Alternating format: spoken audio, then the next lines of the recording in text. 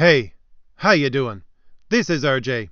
So today I'm going to talk about how the destruction of the traditional idea of a hero within comics, and especially within Marvel Comics, is parallel to the destruction of the industry that we see occurring around us today. And that destruction, both of the traditional idea of a hero and of the industry itself, I think can be summed up in one word: vanity.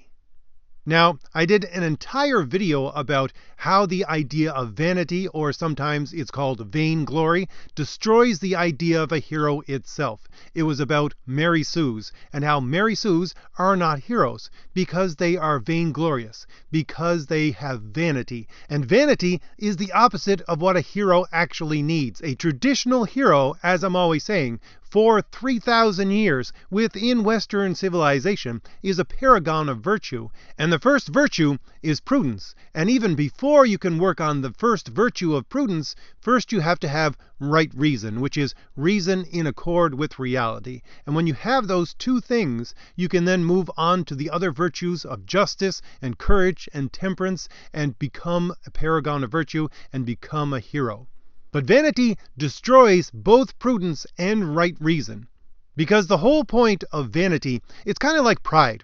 Whereas pride is puffing yourself up and saying, look at me, I'm the greatest. Vanity is puffing yourself up and saying, look at me, I'm the greatest. Give me your accolades. Give me your praise. But the thing is that within vanity, the thing that you're looking to be praised for doesn't even exist. You're making a show, a front, a false face to everyone else around you that you have these abilities, that you have these virtues, that you have the power to act in this way, and you are specifically showing it to them so they will praise you for it.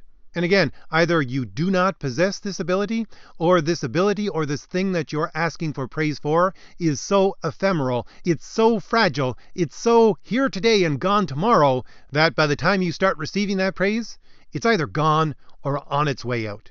This is why we look at people who want to be praised for their good looks as being vain, because those good looks are only existing for this moment. Pretty soon they will be gone. And besides that, those good looks give you no virtue. They give you no real ability to do anything. They give you no real ability to accomplish anything substantial at all. And so placing everything within this house of cards of vanity destroys your ability to see reality as it actually is, and then destroys your ability to make decisions in accord with reality, which is the definition of prudence. And if you don't have prudence, you don't have any of the other virtues. If you don't have any of the virtues, you cannot be a paragon of virtue. If you cannot be a paragon of virtue, you simply cannot be a hero according to Western civilization and its history of the idea of hero. So that's just a little recap of how the idea of vanity, how the idea of vainglory destroys the traditional hero. As I said, I did a more in-depth look at this when I talked about Mary Sues, so I'll link that video in the description if you want to go watch it later. But how does this parallel the destruction of the comic industry itself? Well, it's because the comic industry is built upon vanity, and nothing but vanity. And we can see this if we look at what is going on today with how Marvel is trying to cope with this crisis. Now, the thing is that Marvel has its own website, and they put a lot of stuff up on their website. But the main way that they try to promote everything that goes up on their website is through Twitter. And if you go to Marvel's Twitter site, you get to see what they are hoping and trying to promote in order to keep themselves alive right now. And I would say they can be broken down into 4 different categories, what they believe is going to keep them alive. Again, as seen through what they are promoting presently within their Twitter site. Number 1, they are promoting movies and video games that are tie-ins to their Marvel characters. Now, the thing is that with these movies and these video games, while they themselves do well, Marvel Comics is trying to use them in order to show people that yes, their comics do as well as the movies and as these video games. Or at the very least, if you enjoy those movies and those video games, you will enjoy Marvel Comics, which I'm sure most of you know does not mean that at all. But really, this is vanity. Right there, that is a picture of vanity. Why? Because Marvel Comics is trying to borrow the ability of these movies and these games to generate an audience and say, this is our ability. We do this as well. We are part and parcel of this entire thing, when, again, nothing could be farther from the truth. Similarly, the second thing that Marvel Comics is trying to promote is that their back catalog of comics is representative of what Marvel Comics is today.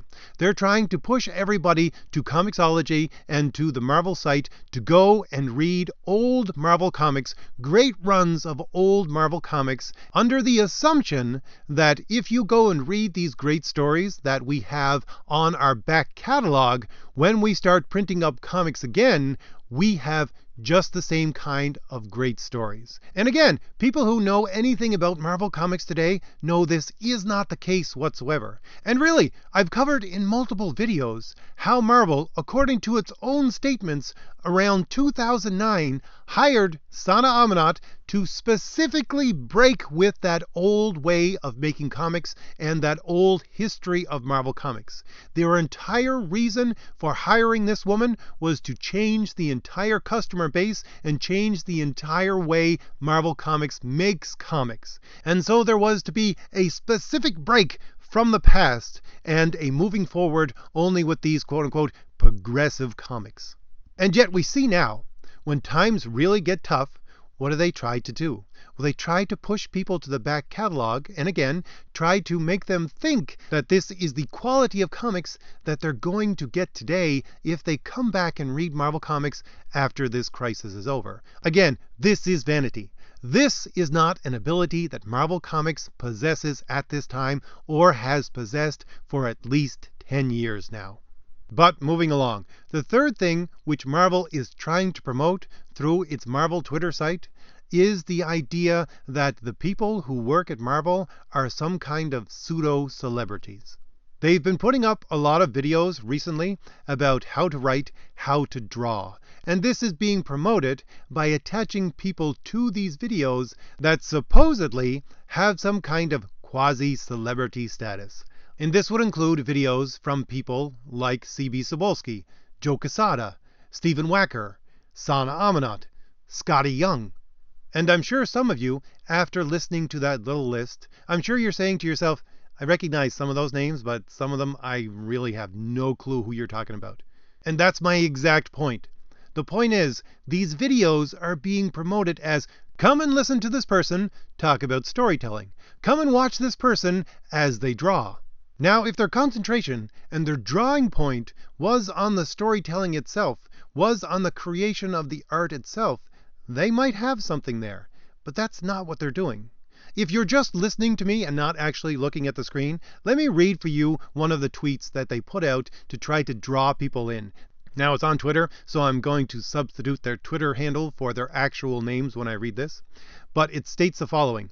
Tomorrow, 3:31 at 3 p.m. Eastern, artist/writer extraordinaire Scotty Young and notable cookie consumer Sana Amanat are on Marvel Live on Instagram!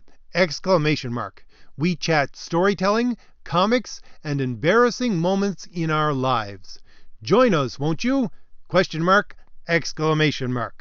Now, from that little description itself, I think you can see that what they are promoting is themselves more than the art, more than the storytelling. What they're trying to do is trying to promote the idea that you should listen to what they have to say because they have some kind of quasi-celebrity status. And again, this is nothing but vanity. Any celebrity status is vanity in itself. But the fact that they're promoting themselves as if they were celebrities when they're nothing of the kind is just out and out pure vanity.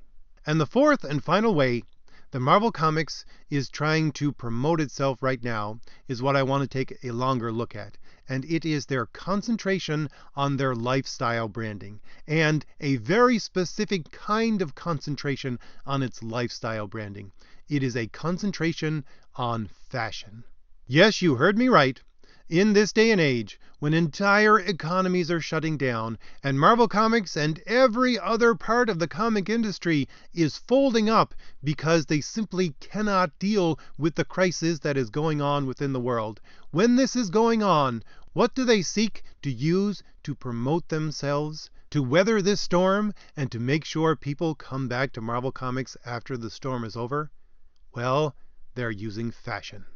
And the reason they're using fashion to try to promote themselves still was evident to me a couple of months ago when they put out one of their podcasts that specifically focused on fashion and how they use it within Marvel Comics.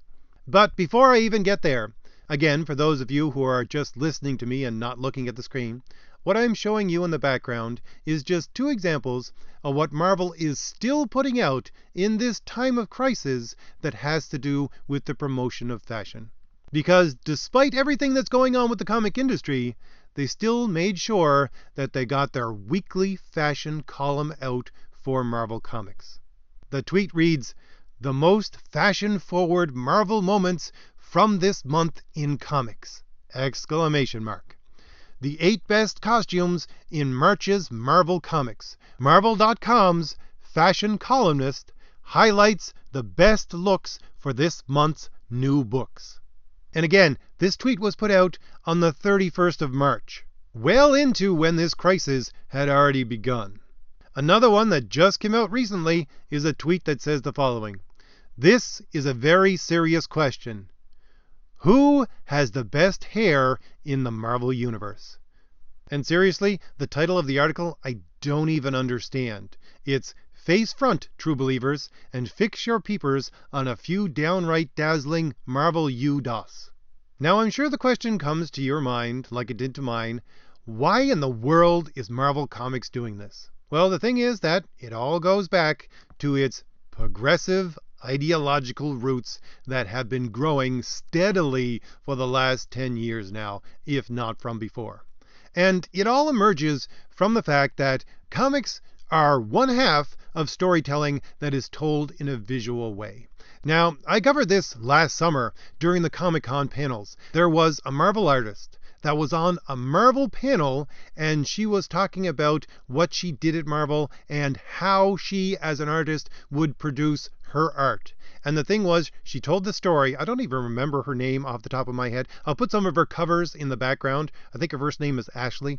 Anyways, she talked about the fact that she went to the Kubert School of Art, and she dropped out of that because she learned fairly quickly that what they concentrated on was sequential art, and she didn't like sequential art.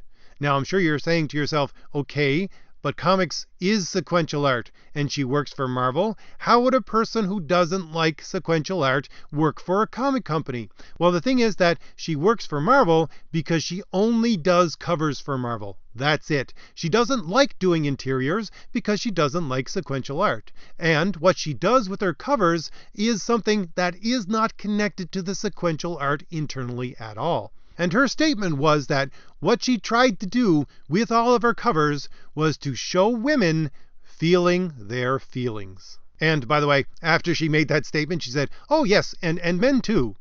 But this is her entire concept of what she does for the cover art, is to show women feeling their feelings. Now, this has very little to nothing to do with the sequential art which is in the interior.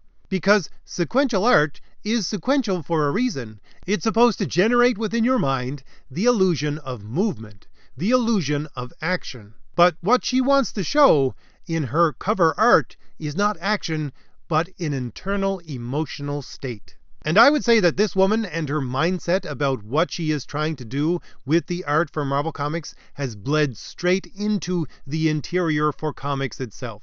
A lot of people, like Richard over at Comics Matter, have talked a lot about how the people in these comics look like they're 3D models, or they're just sketches of 3D models, or sketches of a photograph.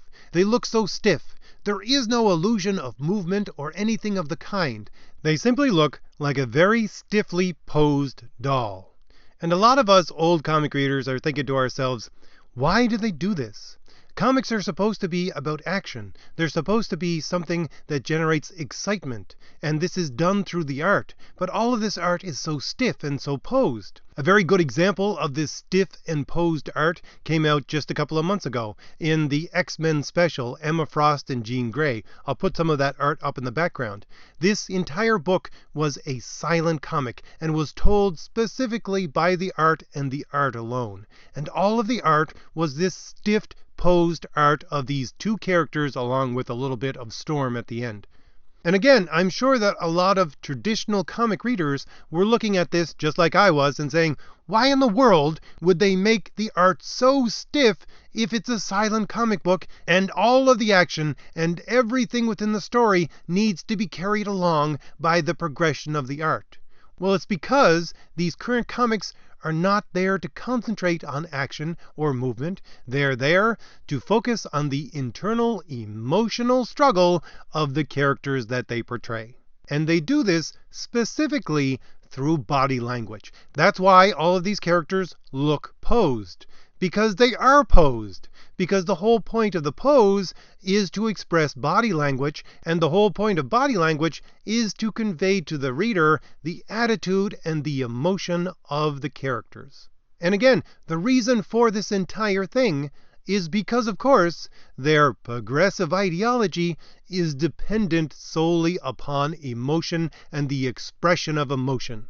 It has no grounding within logic and reason. It has no grounding even within reality itself. It is only and solely dependent upon the dynamic movement of the emotional state of the person who is listening to it or who is taking in these progressive talking points. And this exact point is why there is such a focus on fashion. It's because fashion is just another external earmark in order to show this emotional state and this emotional construct within the characters that they are portraying. And to show this, I want to go over just a couple of small quotes and a couple of small statements made in the recent Marvel podcast where they talked about fashion within Marvel Comics. Now, first off, let's answer the question, just how much does this influence Marvel Comics and the people who tell the story, both within the words and within the art itself? Well, part of the podcast was an interview with a Marvel employee called Chris Enka. He's an artist that works for Marvel. I really don't know very much about him at all, except for what I've heard from him in these podcasts, because his main focus is on the book Runaways, which I don't even touch at the best of times. In the podcast, he talked about how he and the writer got together to revamp the Runaways for the new series that is now ongoing. And when they did that, he said it took them a full year to develop the look of each of the characters. Let me repeat that. It took them a full year to develop the look of the characters. That's how much emphasis is going into this stuff at Marvel.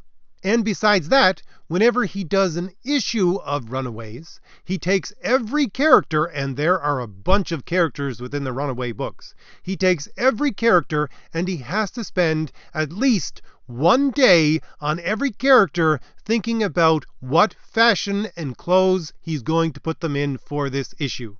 And on top of all of that, he has developed something for Marvel Comics called style guides. Now, usually within comics, they had a rough outline for the artist to use as his base. That is to say, you have this character. He is of this height and this weight, and he's very muscular. So let's say you're drawing Wolverine. Wolverine would be short, stocky, very muscular. If you're drawing someone like Mr. Fantastic, he is someone who is supposed to be tall, thin, and look almost formless in his muscle development. So traditionally, the artists did have some reference point in order to draw a character. But he created what is known as style guides. And he put in all of these things, but the main focus of all of these style guides for each of these characters was what kind of fashion they would wear, what kind of clothes that these characters would have on at any specific point. And I just want to add, and I'm sure that this will not be a surprise to anyone who listens to my videos, but one of the reasons why he has done this is so that cosplayers can use these style guides as well in order to develop cosplay for themselves. So that's the amount of work that Marvel puts into focusing on style within their comics itself. So the question off of that becomes, why in the world would they do this? Well, that question in this podcast gets answered by Marvel's fashion columnist. She said that she's been writing this weekly Marvel fashion column for about 3 years now. Originally, it started off as a tweet, and it developed into an entire article being put out every week. And what does she say is the point of all this? Well, this is her quote. She says, "I asked, how can we bring more attention to each week's books on sale in a way that would make someone like me stop and open the tweet? I've always been drawn to more fashionable style-related things, like best and worst dressed lists."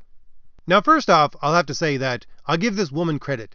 At the very least, at the absolute minimum, she is thinking about how do we sell these books. This is something that is head and shoulders above most of the people who work for Marvel. But her assumptions on how to sell these books is bizarre, to say the least. She's talking about how to sell these books, and automatically, where does her mind go to? Well, it goes to Twitter. It's not, I'm at my local comic shop, I see this comic, I look at the art on the cover, and I want to pick it up and flip through it. It's no, I see this tweet that has something to do with Marvel Comics, and therefore I'm going to open this tweet and look at it because it has something in it that interests me. And this thing that would interest her is fashion.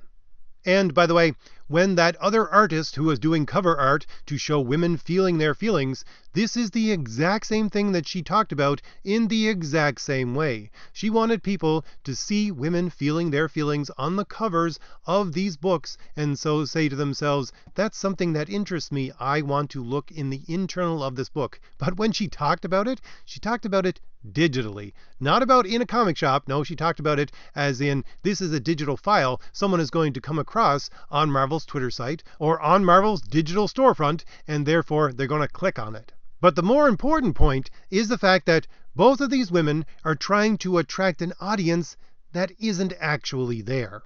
Again, if you listen to my channel, that would be no surprise to you, because one of the reasons, again, why Sana Amanat was brought into Marvel in 2009 was to attract an entirely new audience for Marvel Comics, to ignore its old comic reader base and to generate an entirely new, quote-unquote, progressive audience for Marvel Comics.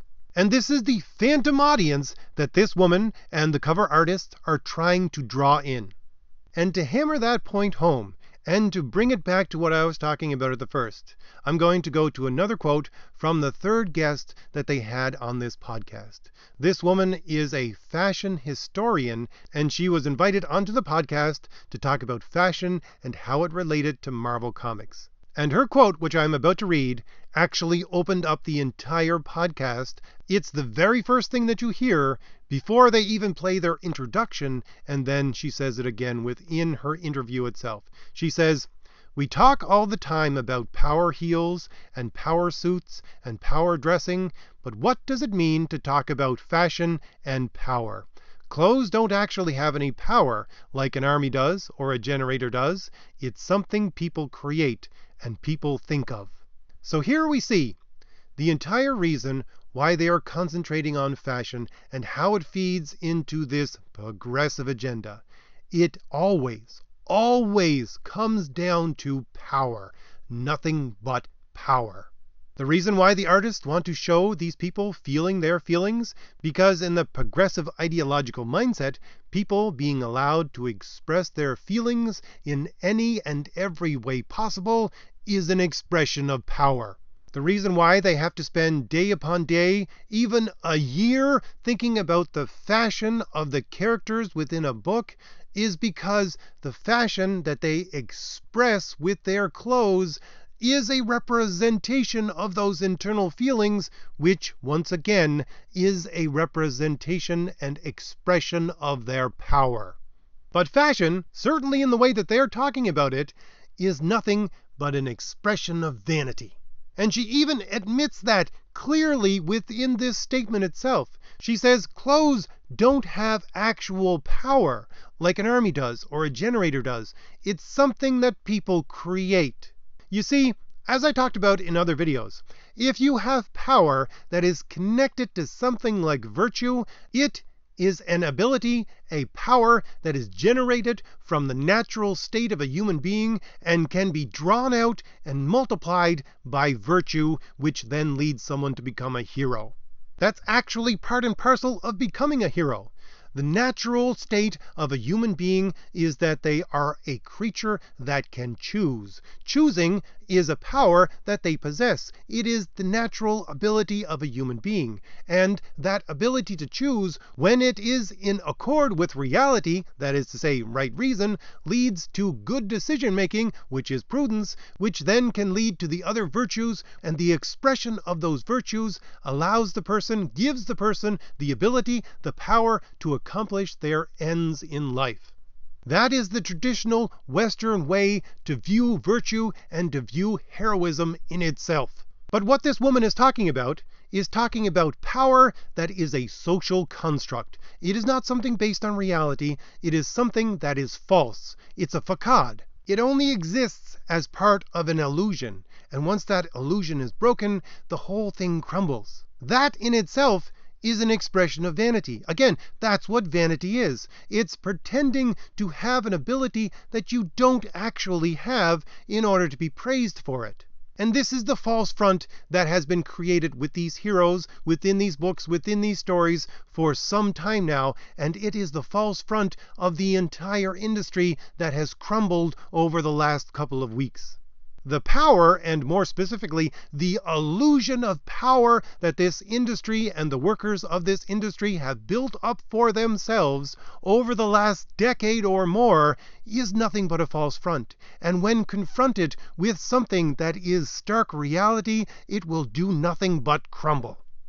As within any progressive system, these people have set up so many illusions, so many distractions to try to make sure no one ever gets into the internal point to see the Wizard of Oz behind his curtain actually making a show about nothing. They have set up all of these things, and they worked pretty well until, of course, reality comes knocking at their door.